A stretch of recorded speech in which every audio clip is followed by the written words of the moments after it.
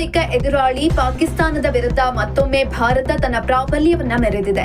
ಕೊಲಂಬೋದ R Premadasa ಕ್ರೀಡಾಂಗಣದಲ್ಲಿ ನಡೆದ 2026ರ T20 ವಿಶ್ವಕಪ್ ಹೈ ವೋಲ್ಟೇಜ್ ಪಂದ್ಯದಲ್ಲಿ ಸೂರ್ಯಕುಮಾರ್ ಯಾದವ್ ನೇತೃತ್ವದ ಟೀಂ ಇಂಡಿಯಾ ಪಾಕಿಸ್ತಾನವನ್ನ 61 ರನ್ಗಳಿಂದ ಹೀನಾಯವಾಗಿ ಸೋಲಿಸಿದೆ.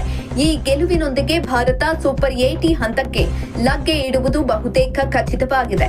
ಇನ್ನು ಟಾಸ್ ಸೋತರೂ ಮೊದಲು ಬ್ಯಾಟಿಂಗ್ ಮಾಡಿದ ಭಾರತ ನಿಗದಿತ 20 ಓವರ್ಗಳಲ್ಲಿ 175 ರನ್ ಅನ್ನ ಕಲೆ ಹಾಕಿತು.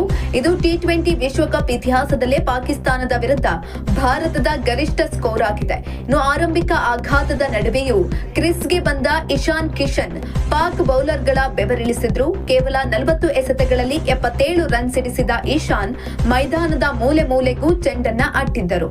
ಇಶಾನ್ ಔಟ್ ಆದ ಬಳಿಕ ನಾಯಕ ಸೂರ್ಯಕುಮಾರ್ ಯಾದವ್ ಇನ್ನಿಂಗ್ಸ್ ಹತೋಟಿಗೆ ತೆಗೆದುಕೊಂಡ್ರು.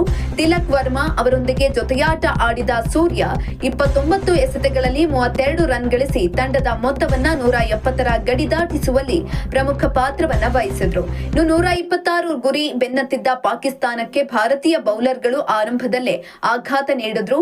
ಹಾರ್ದಿಕ್ ಪಾಂಡ್ಯ ತಮ್ಮ ಮೊದಲ ಓವರ್ನಲ್ಲೇ ವಿಕೆಟ್ ಪಡೆದ ಹಾರ್ದಿಕ್ 3 ಓವರ್ಗಳಲ್ಲಿ ಕೇವಲ 16 ರನ್ ನೀಡಿ 2 ವಿಕೆಟ್ ಅನ್ನ ಕಬಳಿಸಿದ್ರು. ಇನ್ನು ಬೂಮ್ರಾ ಮ್ಯಾಜಿಕ್ ಜಸ್ಪ್ರೀತ್ ಬೂಮ್ರಾ ತಮ್ಮ ಮಾರಕ ಬೌಲಿಂಗ್ ಮೂಲಕ ಸೈಮ್ ಅಯೂಬ್ ಮತ್ತು ಸಲ್ಮಾನ್ ಅಲಿ ಆಗಾ ಅವರನ್ನ ಪೆವಿಲಿಯನ್ಗೆ ಅಟ್ಟಿದ್ರು. ಸ್ಪಿನ್ ಮೋಡಿ ಅಕ್ಷರ್ ಪಟೇಲ್ ಮತ್ತು ವರುಣ್ ಚಕ್ರವರ್ತಿ ಪಾಕ್ ಬ್ಯಾಟರ್ಗಳನ್ನ ಕೆಂಗಡಿಸಿದ್ರು. ವರುಣ್ ಒಂದೇ ಓವರ್ನಲ್ಲಿ 2 ವಿಕೆಟ್ ಕಿತ್ತು ಪಂದ್ಯವನ್ನ ಸಂಪೂರ್ಣವಾಗಿ ಭಾರತದ ಕಡೆಗೆ ತಿರುಗಿಸಿದ್ರು. ಇನ್ನು ಅಂತಿಮವಾಗಿ ಪಾಕಿಸ್ತಾನ 114 ರನ್ಗಳಿಗೆ ಆಲ್ಔಟ್ ಆಗುವ ಮೂಲಕ ಶರಣಾಯಿತು.